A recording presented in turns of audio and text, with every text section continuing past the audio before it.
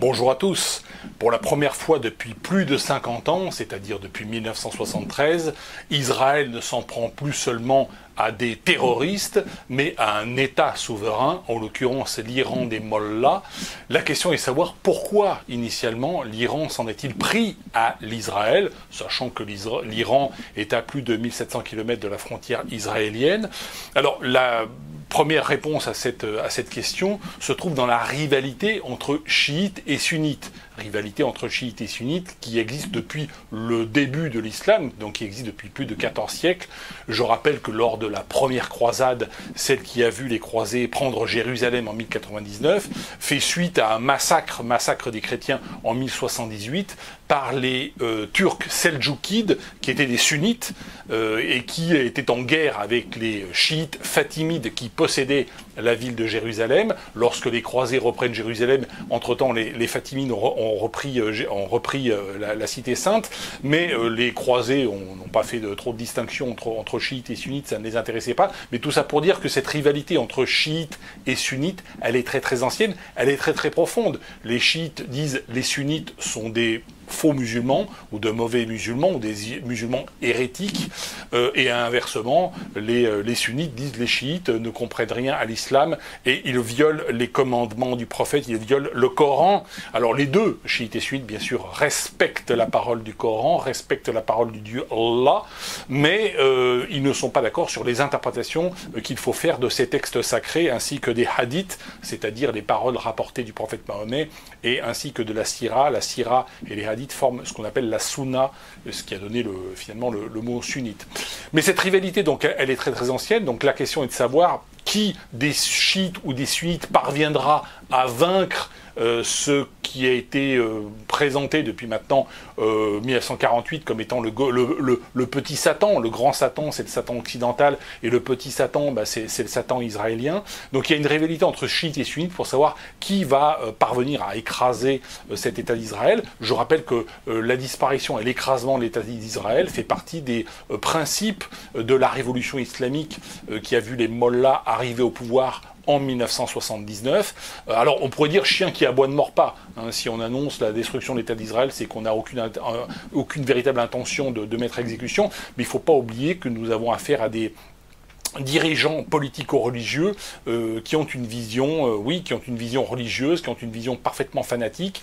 On ne peut pas faire de la politique sérieusement si l'on n'aborde pas la question religieuse, et on ne peut pas sérieusement non plus aborder la question religieuse si on ne traite pas des dimensions profondément politiques, et en l'occurrence dans l'islam, l'islam est à la fois une religion, bien sûr, qui consiste à relier les hommes en Dieu et relier les hommes avec Dieu, mais on relie les hommes en Dieu aussi en faisant de la politique. C'était éminemment une religion politique.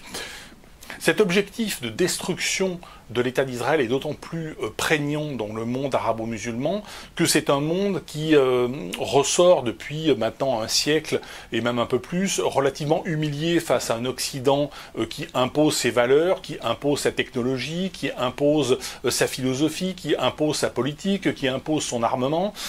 Alors naturellement, le monde arabo-musulman n'a pas les moyens d'infliger une défaite frontale aux États-Unis ou à l'Europe, mais ils peuvent infliger une défaite, ou en tout cas torturer le petit État israélien qui est vu comme on va dire, l'avant-garde du monde occidental dans ce Moyen-Orient. Même si c'est audacieux, on pourrait comparer cet objectif de la destruction de l'État d'Israël à l'objectif qui a été fixé par Adolf Hitler en 1941, à la fin de 1941, au mois de décembre, lorsqu'il constate qu'il ne va pas pouvoir écraser les armées de l'Union soviétique et que Staline ne va pas démissionner ou ne sera pas assassiné et que le régime stalinien et soviétique ne s'effondre pas, il prend cette décision d'extermination des Juifs, extermination qui sera communiquée au cadre de la SS lors de la conférence de Wannsee de janvier 1942.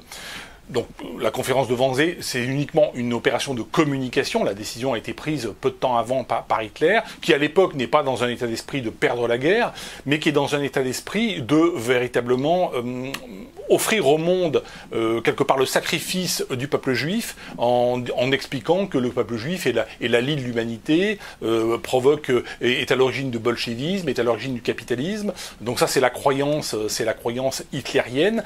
Maintenant on est dans ce monde arabo-musulman aujourd'hui qui a tendance à montrer et à à décrire, on va dire, les Juifs comme étant, on va dire, non seulement l'avant-garde du monde occidental, mais comme étant le pire du monde occidental, avec une dimension messianique et une dimension éminemment agressive à l'égard et colonialiste.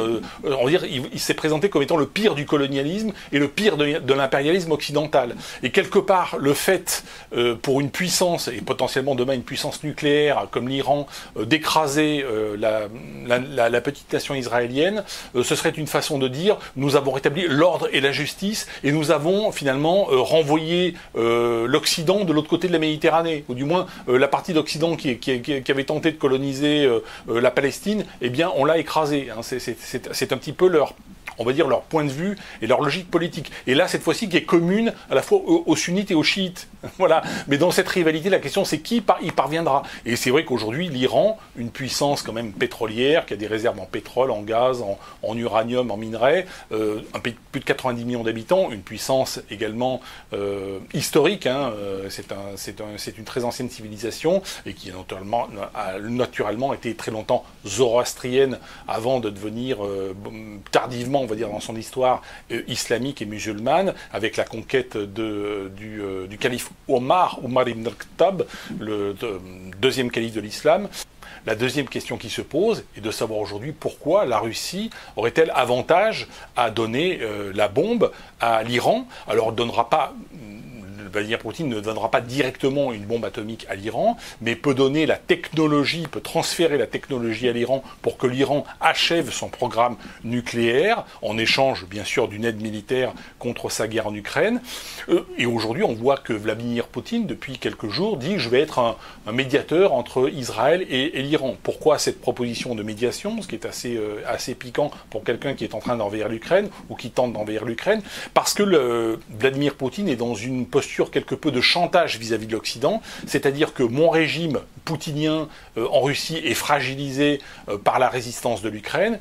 L'Ukraine, naturellement, qui est aidée par Israël, qui est aidée par l'Arabie Saoudite, qui est aidée par les États-Unis, qui est aidée par l'Europe. Et donc c'est un chantage que nous fait un petit peu Poutine en disant si vous persévérez dans votre aide à l'Ukraine, et que mon régime vacille, je pourrais être tenté de transmettre un certain nombre d'informations qui permettraient à l'Iran d'achever son programme nucléaire et de menacer directement par une charge nucléaire Israël qui naturellement est un tout petit pays. Une petite bombe même de 20 ou 30 mégatonnes suffirait à détruire quasiment la totalité de la population israélienne, mais aussi palestinienne. Mais à la limite, ça passe en perte et profit. Donc, Poutine se livre à ce petit chantage. Alors là, la troisième question qui se pose, c'est comment ça se fait que les États-Unis n'aident pas Israël dans sa tentative de déstabilisation du régime des Mollahs. Bon, alors il y a deux raisons à cela. Il y a une raison économique, c'est que les États-Unis ont besoin que l'Iran, comme ils ont besoin que la Russie, comme ils ont besoin que la Corée du Nord demeurent des menaces. La Corée du Nord sur le Japon et la Corée du Sud, la Russie une menace sur l'Europe et l'Iran une menace sur le Moyen-Orient. Les États-Unis ont un besoin impératif que ces pays restent des menaces, parce que tant que ce sont des menaces, eh bien les capitaux d'Europe vont se porter aux États-Unis en toute sécurité. Un certain nombre de capitaux du Moyen-Orient et d'Asie vont également se porter aux États-Unis. Et puis les pays européens, les pays du Golfe et les pays asiatiques achètent de l'armement américain. Donc il y a un premier argument qui est l'argument économique. C'est pour ça que les États-Unis ont interdit à Benyamin Netanyahou de tuer Khamenei, le chef d'État iranien, interdiction absolument formelle, parce qu'ils ont besoin que le régime reste en place. Et puis la deuxième raison, c'est une raison qui est beaucoup plus politico-religieuse, qui est beaucoup plus biblique, c'est que les États-Unis se considèrent, depuis la révolution initiée par la seconde révolution américaine, on va dire initiée par Abraham Lincoln dans les années 1860, qui était le premier président républicain, c'est la révolution puritaine. C'est que les États-Unis doivent être considérés par les puritains et notamment par les républicains comme étant la nouvelle Jérusalem, comme étant la nouvelle Israël. Or, peut-il exister deux Israël sur Terre ? Une grande Israël américaine et puis une petite Israël au Moyen-Orient. Si demain l'Iran devait acquérir la bombe atomique et, à Dieu ne plaise, détruire l'Israël, la petite Israël, il ne resterait plus donc, d'un point de vue biblique et d'un point de vue des religieux puritains fanatiques américains, que la grande Israël. Et c'est d'ailleurs ce que réclament les chrétiens fondamentalistes. Ils réclament l'Armageddon Qu'est-ce que l'Armageddon? C'est la bataille ultime entre le bien et le mal, c'est la destruction naturellement de l'Israël, ou la conversion des Juifs vers le christianisme, fondamentalement, et c'est le retour de Jésus. Donc ils attendent le retour de Jésus, mais ça passe par la guerre, par une guerre qui serait probablement une guerre nucléaire, dans l'esprit des fanatiques religieux chrétiens fondamentalistes contemporains. Ça n'a pas toujours été le cas. Au XIXe siècle, quand il n'y avait pas de bombe atomique, on ne parlait pas d'Armageddon nucléaire. Mais aujourd'hui, on parle d'un Armageddon nucléaire aux États-Unis. Et pas mal de religieux fanatiques américains le souhaitent. Donc il y a deux bonnes raisons pour lesquelles les États-Unis non seulement sont là pour sauver l'Iran et le régime des Mollahs, que si le régime des Mollahs devait tomber, il faudrait idéalement pour les États-Unis qu'il soit remplacé par un autre régime dégueulasse. J'ai fait la même réflexion pour la Russie. Hein. Si la Russie de Poutine doit tomber, il faut impérativement, du point de vue américain, que le régime soit remplacé par un régime dégueulasse et qui demeure une menace pour l'Europe.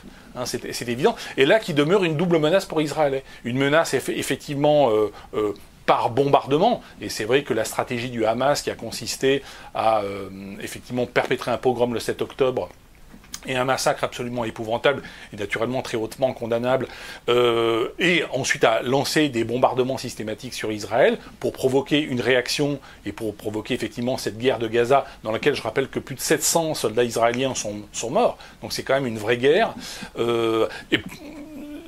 Cette guerre aussi conduit Israël à frapper très durement le Liban pour détruire les stocks de missiles qui avaient été stockés par le Hezbollah et pour éviter d'être sous cette menace de missiles permanents. Aujourd'hui, on se retrouve dans une situation où Israël est sous la menace maintenant de missiles balistiques iraniens, missiles qu'elle parvient difficilement à contenir et à arrêter, parce que là c'est du missile balistique, hein, c'est pas simplement du petit tir de mortier.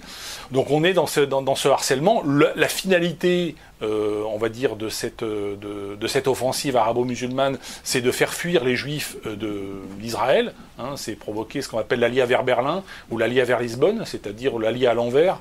C'est plus les juifs qui montent vers Israël, c'est les juifs d'Israël qui vont en Europe ou qui vont aux États-Unis. C'est le but de l'opération.